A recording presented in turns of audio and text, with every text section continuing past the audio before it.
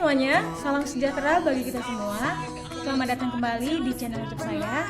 Jadi pada video ini, saya bersama dengan teman-teman saya akan mempresentasikan sebuah materi di mana video ini ditujukan untuk memenuhi tugas mata kuliah Ekonomi Internasional.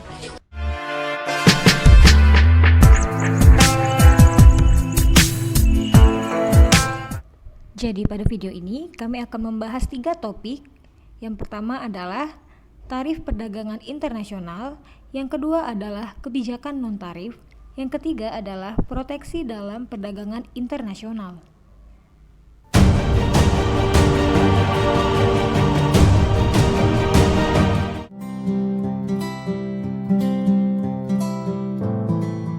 Tarif. Berbicara tentang tarif, sering sekali orang mengartikannya sebagai daftar harga seperti sewa, ongkos, maupun yang lainnya. Untuk itu, dalam hal ini mari kita sama-sama perhatikan pengertian tarif menurut beberapa ahli berikut ini.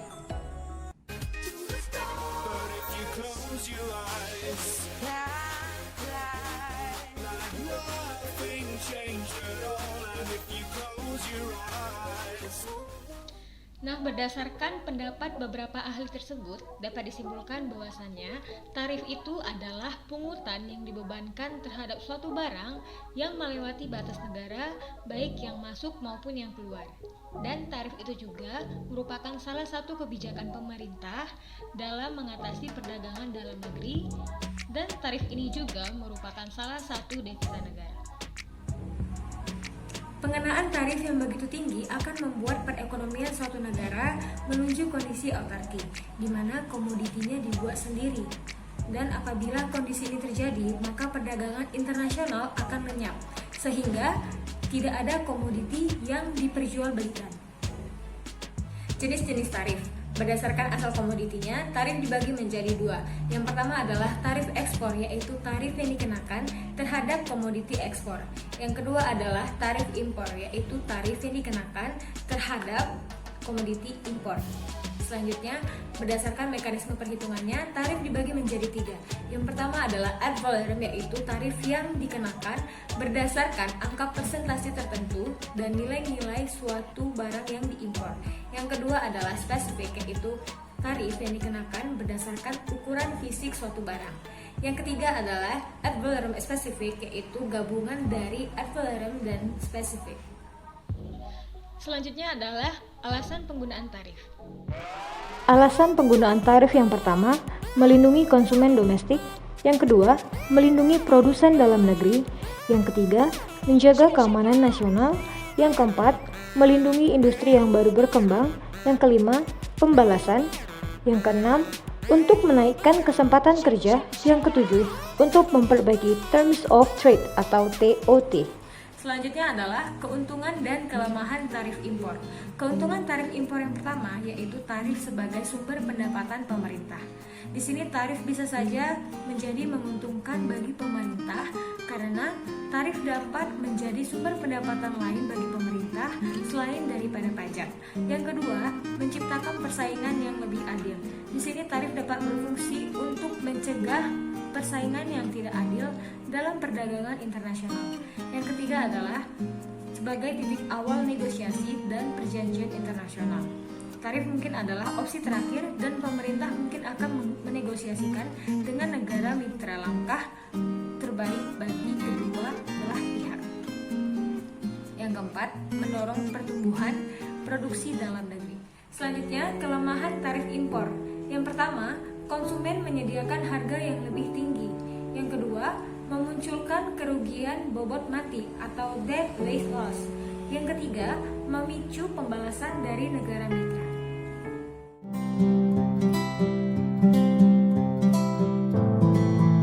Terima kasih kepada Saudari Karen telah menjelaskan kebijakan tarif. Kita lanjut penjelasan tentang kebijakan non-tarif. Hambatan non-tarif dalam bisnis internasional adalah tindakan oleh suatu negara yang secara terselubung ditujukan untuk menghalangi masuknya barang impor melalui berbagai kebijakan yang bukan tarif biaya masuk. Hambatan non-tarif berdampak pada arus masuk dan keluar barang dari sebuah negara. Beberapa negara menggunakannya untuk memproteksi perekonomian domestik, sementara yang lain menggunakannya sebagai strategi politik ekonomi untuk membalas praktik serupa oleh negara mitra. Kita masuk yang kedua adalah jenis hambatan non-tarif. Yang pertama adalah lisensi.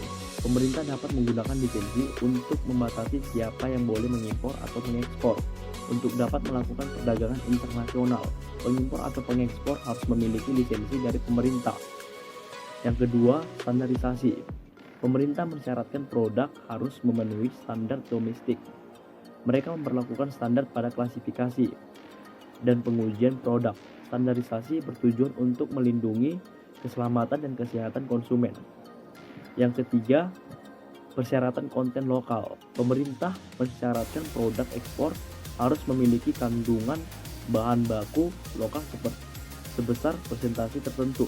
Itu biasanya bertujuan untuk mengembangkan industri hulu ketika meningkatkan persyaratan konten lokal. Yang keempat, kuota impor. Melalui kuota, pemerintah mensyaratkan batas volume produk impor yang masuk pasar domestik. Untuk memperlakukannya, pemerintah memberikan lisensi impor ke beberapa perusahaan. Pemerintah membatasi volume impor untuk masing-masing perusahaan. Yang kelima adalah embargo. Embargo adalah larangan total untuk bertransaksi dengan negara tertentu.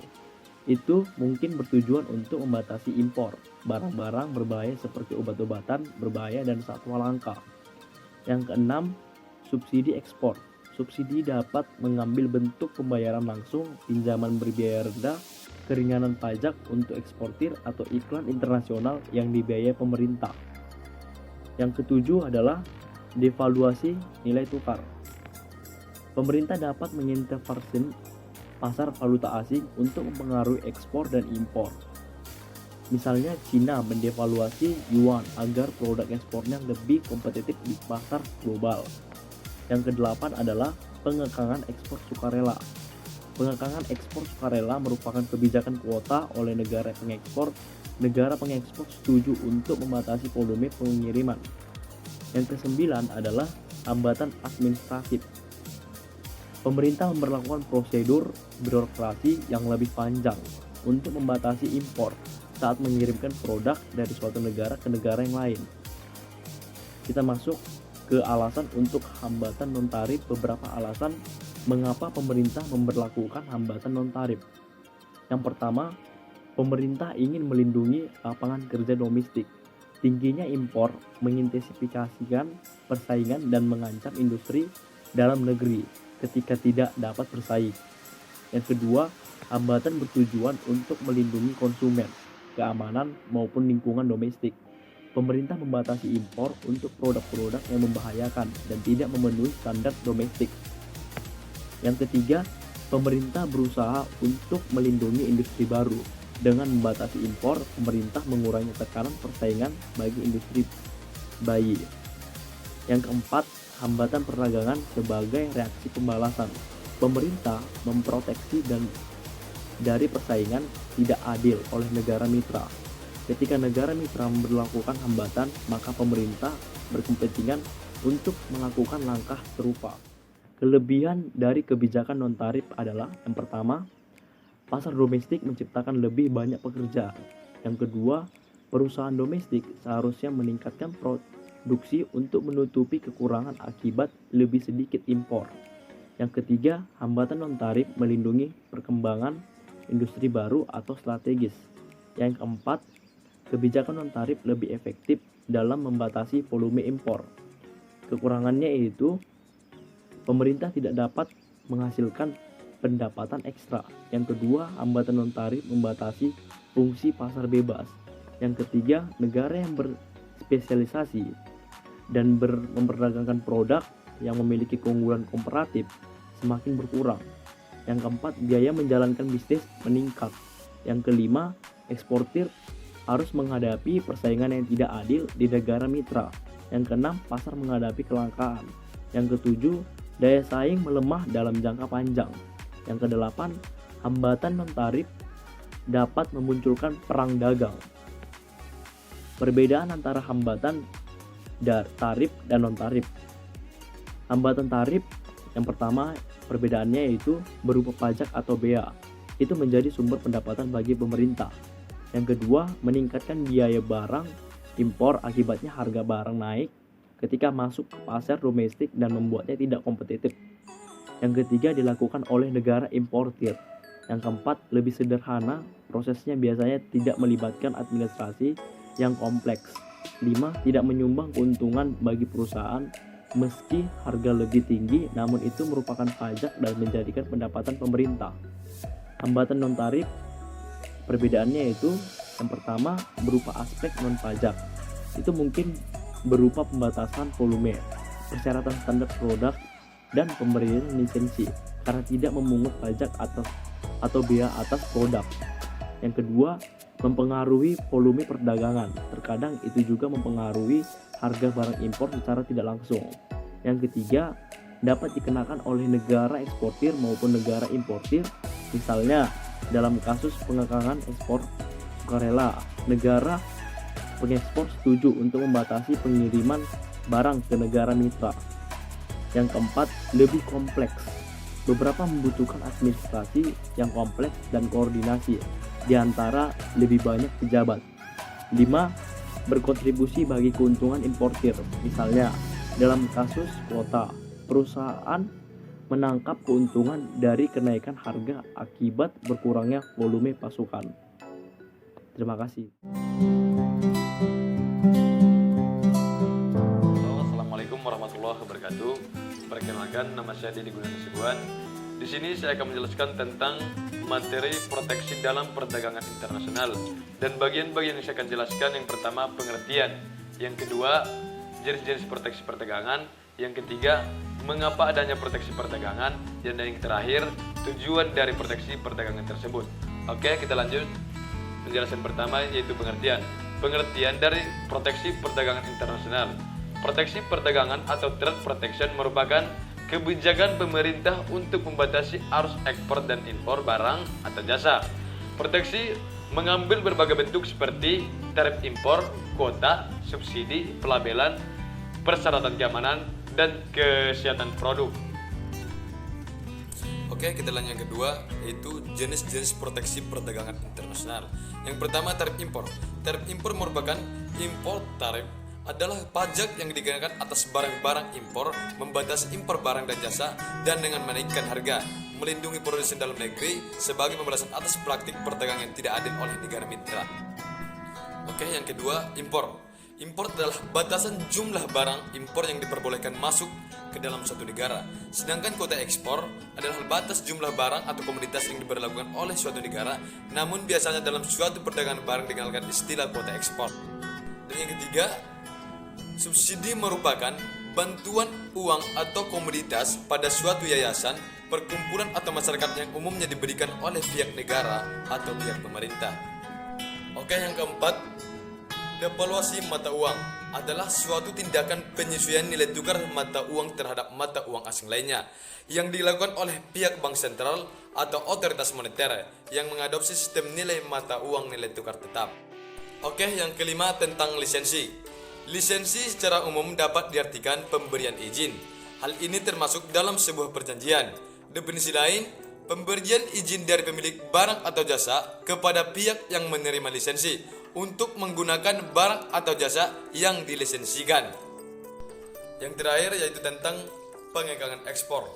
Adalah pembatasan yang ditetapkan oleh pemerintah pada jumlah barang yang dapat diekspor ke luar negeri selama periode waktu tertentu. Biasanya diterapkan secara bilateral, yaitu terdiri dari suatu eksportir ke suatu negara pengimpor. Oke, kita lanjut ketiga, yaitu alasan adanya proteksi perdagangan. 1. Mencegah kompetisi yang tidak adil. Yang kedua, menyelamatkan lapangan kerja domestik. Yang ketiga, menyelamatkan lingkungan dan konsumen.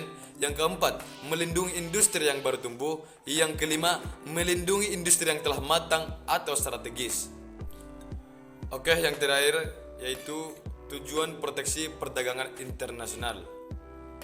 Tujuan ini untuk melindungi industri dalam negeri yang sedang tumbuh atau invade industri, dan melindungi perusahaan baru dari perusahaan-perusahaan besar yang dari persaingan yang tidak adil, juga melindungi dari persaingan-persaingan barang-barang impor.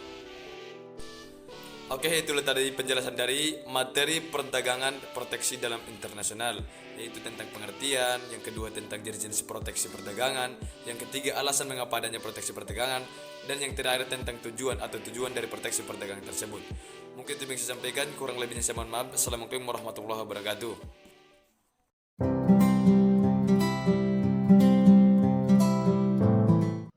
Assalamualaikum warahmatullahi wabarakatuh. Perkenalkan, nama saya Hafiz Ajami Sudarta. Di sini saya akan menjelaskan bagaimana tata cara perhitungan biaya masuk. Di Indonesia terdapat dua sistem dalam perhitungan biaya masuk, yaitu perhitungan dengan tarif spesifik dan yang kedua dengan tarif ad valorem. Baik, saya akan menjelaskan bagaimana kedua sistem ini memperhitungkan biaya masuk di Indonesia. Sebelum kita masuk ke perhitungan biaya masuk, terlebih dahulu kita harus mengerti item-item penting yang harus kita ketahui dalam menghitung biaya masuk. Yang pertama yaitu ada CIF, di mana CIF merupakan kependekan dari Cost, Insurance, and Freight. Seperti terlihat dari namanya, CIF sifatnya sama persis seperti CNF di atas. Hanya saja ditambahi biaya asuransi yang sudah ditanggung oleh eksportir. Kemudian yang kedua ada VOB atau Free on Board, di mana VOB adalah eksportir atau penjual hanya memiliki kewajiban untuk membayar biaya pengirim barang itu hanya sampai kepada port atau ke pelabuhan yang terdekat dari gudangnya. Kemudian artinya saat barang sudah berada di atas kapal itu biaya sudah ditanggung oleh importer atau penjual. Artinya di sini tanggung jawabnya sudah terhadap kepada importir. Kemudian yang ketiga ada NDPBM, di mana itu singkatan dari nilai dasar perhitungan biaya masuk, yang merupakan nilai tukar yang dipergunakan sebagai dasar perhitungan biaya masuk. Kemudian ada PPN atau pajak pertambahan nilai, di mana pajak yang dikenakan pada setiap transaksi jual beli barang atau jasa yang terjadi pada wajib pajak orang pribadi atau badan usaha yang mendapat status pengusaha kena pajak. Dan PPN ini merupakan jenis pajak konsumsi yang dalam bahasa Inggrisnya adalah Value Added Tax atau Goods and Service Tax.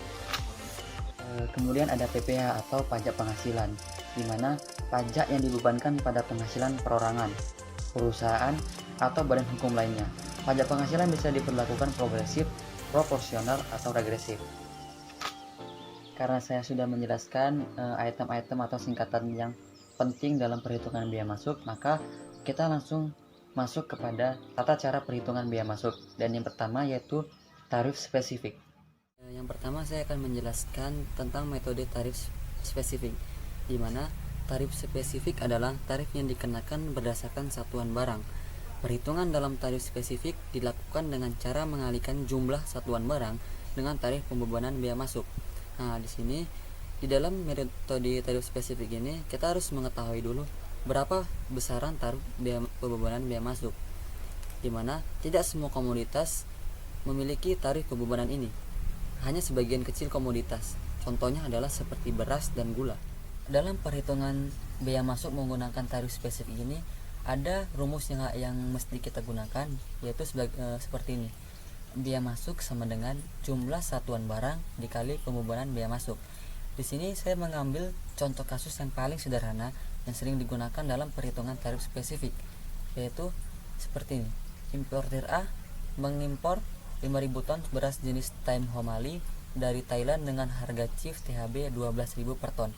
Adapun tarif biaya masuk untuk beras sebesar 450 per kilogramnya.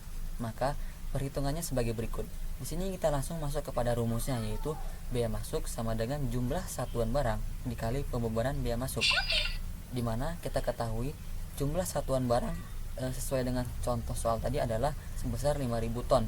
Di sini kita harus merubah ton tadi itu kepada bentuk kilogram, di mana 1 ton adalah 1.000 kilogram. Maka kita akan masukkan jumlahnya, yaitu 5.000 ton dikali 1.000 dikali pembebanan biaya masuk, yaitu sebesar 450 kg. Jadi hasil yang didapatkan akan sebesar 2,25 miliar. Ini merupakan salah satu contoh dari perhitungan menggunakan tarif spesifik. Kita masuk kepada tata cara perhitungan biaya masuk menggunakan tarif ad valorem, di mana rumus yang kita gunakan adalah biaya masuk sama dengan nilai pabean dikali NDPBM dikali persenan biaya masuk. dimana dengan catatan jumlah tarif yang dikenakan persenan bea masuk itu diatur berdasarkan Buku Tarif Kepabeanan Indonesia atau BTKI. Kita masuk langsung kepada contoh kasusnya ya. Di sini dikatakan importir B mengimpor 125 unit kamera produksi dari Jepang dengan harga masing-masing sebesar 40.000 yen per unitnya. Kemudian untuk ongkos kirimnya itu sebesar 300.000 yen dan asuransinya adalah 100.000 yen. Kemudian di sini dikatakan tarif biaya masuk kamera impor itu dipatok sebesar 10%. Sementara NDPBM-nya atau nilai dasar perhitungan biaya masuknya itu sebesar 1 yen itu 110,98 rupiah. Untuk perhitungannya adalah langsung kita masuk kepada rumusnya, yaitu biaya masuk sama dengan nilai pabean dikali NDPBM dikali seberapa besar biaya persenan biaya masuknya. Kita masuk kepada nilai pabean dulu, di mana di sini nilai pabean adalah perhitungan dari harga barang dikali ditambah dengan ongkos kirim dan asuransi. Tadi di atas dikatakan bahwasanya untuk harga barangnya adalah 40.000 yen per unitnya, sedangkan mereka mengimpor dengan jumlah 125 unit kamera. Maka untuk mengetahui total dari harga ini kita harus mengalihkan terlebih dahulu, yaitu 125 unit dikali dengan 40.000. Ini masuk kepada nilai pabean. Kemudian ada ongkos kirim sebesar 300.000 yen dan 100.000 yen asuransi, ini masuk kepada nilai pabean. Maka di sini dikatakan untuk ketiga nilai ini dari harga barang, kemudian ongkos kirim dan asuransi itu masuk kepada nilai pabean. Maka perhitungannya adalah seperti ini. Untuk nilai pabeannya adalah 40.000 yen dikali dengan 125 unit ditambah dengan 100.000 yen itu adalah ongkos kirimnya. Kemudian 300.000 yen ini adalah asuransinya. Ini merupakan nilai pabean. Kemudian kita masukkan adalah NDPBM-nya, di mana dikatakan NDPBM-nya adalah 110,98 rupiah. Maka kita masukkan, kemudian kita masukkan kepada berapa persen biaya masuknya. Dikatakan di atas tadi adalah untuk tarif biaya masuk kamera impor itu adalah 10%. Maka kita masukkan di sini. Maka kita langsung jumlahkan atau totalkan langsung. Di mana untuk nilai pabeannya adalah 5,4 juta, kemudian dikali dengan NDPBM-nya 110,98 rupiah. Kemudian kita kalikan dengan persenan biaya masuk tadi. Maka yang kita dapatkan adalah 599,29 juta dikali dengan 10%. Dengan totalnya adalah 59,92 juta. Ini merupakan contoh sederhana dari tarif ad valorem. Bagaimana menghitung biaya masuk. Baik, selain dari dua metode tadi, baik tarif spesifik ataupun tarif ad valorem, di sini kita akan mengetahui sedikit ya tentang perhitungan pajak atau PDRI atau singkatan dari pajak dalam rangka impor. Dimana di sini kita akan mengetahui seberapa besar sih impor atau yang harus kita bayarkan dalam impor suatu barang. Kita di sini masuk kepada langsung ke contoh soal ya. Si A berbelanja online melalui marketplace. Ia membeli coffee maker dari penjual di Jepang, di mana harga VOB-nya itu sebesar 100 US dollar. Kemudian untuk ongkos kirim atau freight-nya 30 US dollar dan asuransinya adalah 0,5%. Di mana ini dikalikan dengan 100 US dollar ditambah 30 US dollar, di mana dengan jumlahnya adalah 0,65. Untuk barang kiriman, menurut PMK nomor 199 tahun 2019 mendapat pembebasan biaya masuk untuk VOB USD 3 ke bawah. Maka nilai VOB atau perhitungan nilai pabean adalah 100 US dollar dikurang dengan 3 US dollar. Maka totalnya adalah 97 US dollar. Untuk mengetahui PDRI atau pajak impor tadi, kita harus mengetahui dulu nilai pabean, biaya masuk, nilai impor, PPN dan PPNBM. Yang pertama adalah nilai pabean. Untuk mendapatkan nilai pabean itu adalah kita harus ketahui harga barang ditambah dengan ongkos kirim ditambah dengan asuransi. Dimana sudah dikatakan untuk harga barang adalah sebesar 97 US dollar dan ongkos kirim adalah 30 US dollar dan untuk asuransi adalah 0,65 US dollar. Dimana untuk totalnya adalah 127,65 US dollar.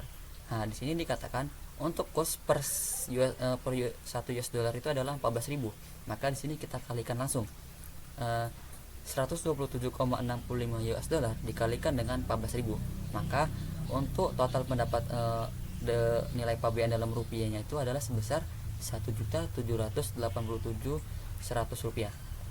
Nah, di sini dikatakan lagi, menurut PMK nomor 199 tahun 2019, tarif biaya masuk itu adalah 7,5%. Maka untuk impor coffee maker tadi itu adalah 7,5% dikali dengan total nilai pabean dalam bentuk rupiah tadi itu 1.787 tadi, dengan jumlah totalnya adalah 134.032 perak. Nah, ini adalah nilai dari biaya masuk tadi. Kemudian kita masuk pencarian PPN atau PPNBM. Dimana PPN ini kita harus tahu dulu tuh nilai impornya gitu. Nah, dimana nilai impor tadi ini adalah jumlahan dari nilai pabean ditambah dengan biaya masuk yang sudah diketahui tadi. Nilai pabeannya adalah sebesar 1.787. Ini sesuai dengan ini. Kemudian dimasukkan dengan biaya masuk yang sudah dijumlahkan tadi. Ini didapatkan dari adanya tarif biaya masuk 7,5%. Maka nilai pabeannya tadi adalah 1.787 ditambah dengan biaya masuk 134. Maka total nilai impornya adalah 1.921.000. Sekian. Nah, kita masuk kepada PPN, di mana PPN biasanya adalah untuk persenannya adalah 10%. Itu langsung dikalikan dengan nilai impor. Nilai impor tadi didapatkan dari total ini. Maka langsung kita kalikan 10% dikali dengan 1.921. Maka untuk total PPN-nya itu adalah 192.000. Ini yang didapatkan dari PPN-nya. Kemudian kita cari dengan PPNBM, di mana untuk persenannya tadi itu adalah 0%, tidak diketahui dulu. Dikalikan dengan nilai impor yaitu 1.900, maka hasil dari PPNBM ini adalah 0 rupiah. Kemudian kita di sini mencari PPh-nya ya. Menurut PMK nomor 199 tahun 2019, untuk barang kiriman dengan VOB USD-nya di bawah 1.500 ke bawah tidak dikenai PPh, sehingga PPh pasal 22 impor coffee maker adalah sebagai berikut. Maka itu 0% ya, karena kan tidak dikenai persenannya. Maka 0% dikali dengan nilai impor tadi yaitu 1.921. Maka untuk PPh-nya itu adalah 0%. Jadi untuk total pungutan atau PDRI-nya tadi atau pajaknya tadi yang akan dikenakan oleh si A itu maka jumlahnya seperti ini. Biaya masuk ditambah dengan PPN, ditambah dengan PPNBM, ditambah dengan PPh. Untuk BM tadi sudah didapatkan dengan jumlah adalah 134.000. Kemudian untuk PPN-nya kita dapat adalah 192.000 sekian. Kemudian untuk PPNBM dan PPh-nya itu adalah 0. Maka untuk PDRI atau pajak yang dikenakan kepada si A tadi itu dengan jumlah adalah 329.145.075 perak. Nah, ini yang didapatkan atau yang harus dibayarkan oleh si A untuk kiriman coffee maker tadi dari Jepang. Itulah beberapa contoh perhitungan biaya masuk menurut di Indonesia, yaitu tarif spesifik, tarif ad valorem, dan PDRI atau pajak dalam rangka impor. Terima kasih, semoga paham. Assalamualaikum warahmatullahi wabarakatuh. Demikianlah presentasi kami mengenai kebijakan tarif, kebijakan non-tarif, proteksi dalam perdagangan internasional, beserta tata cara perhitungan biaya masuk. Kiranya informasi dan materi yang kami bagikan dapat berguna dan dimengerti oleh teman-teman sekalian. Apabila ada kesalahan kata, kami mohon maaf. Terima kasih. Salam sejahtera bagi kita semua.